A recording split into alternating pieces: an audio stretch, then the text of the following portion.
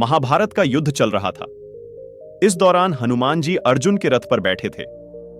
हनुमान जी बीच बीच में रथ पर खड़े होकर कौरवों की सेना की तरफ घूरकर देख रहे थे। जैसे ही हनुमान जी उन्हें देखते, वो सभी तूफान की गति से युद्ध भूमि छोड़ भाग जाते। इतना साहस किसी में नहीं था कि वो हनुमान जी की दृष्टि का सामना कर पाए। एक दिन जब कर्ण और अर्जुन के बीच युद्ध चल रहा था, इन दोनों के बीच भयंकर बाणों की वर्षा हो रही थी। इस वर्षा में कई बार श्री कृष्ण को भी बाण लगते गए। इससे श्री कृष्ण का कवच कटकर गिर गया और उनके शरीर पर बाण लगना शुरू हो गए। हनुमान जी रथ की छत पर बैठे उन्हें देख ही रहे थे। कर्ण के बाण लगातार कृष्ण जी के शरीर पर लगता देख हनुमान जी क्रोधित हो गए।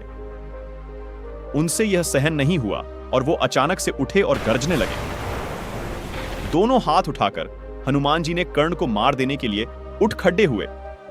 उनकी गर्जना सुनकर मानो ब्रह्मांड फट गया हो।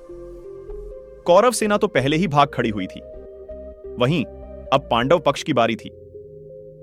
हनुमान जी की गर्जना के डर से वे भी भागने लगे थे। इनका क्रोध देखकर कर्ण के हाथ से धनुष छूट गया। इस पर भगवान श्री कृष्ण तुरंत उठे और अपना दक्षिण हस्त उठाया। उन्होंने इसे हनुमान जी को स्पर्श किया और सावधान किया। उन्होंने हनुमान जी से कहा कि यह उनके क्रोध का समय नहीं है। कृष्ण जी के समझाने से वो रुक तो गए, लेकिन उनकी पूंछ ज्यों की त्यों ही खड़ी रही। इनकी पूंछ आकाश में खड़ी होकर हिल रही थी।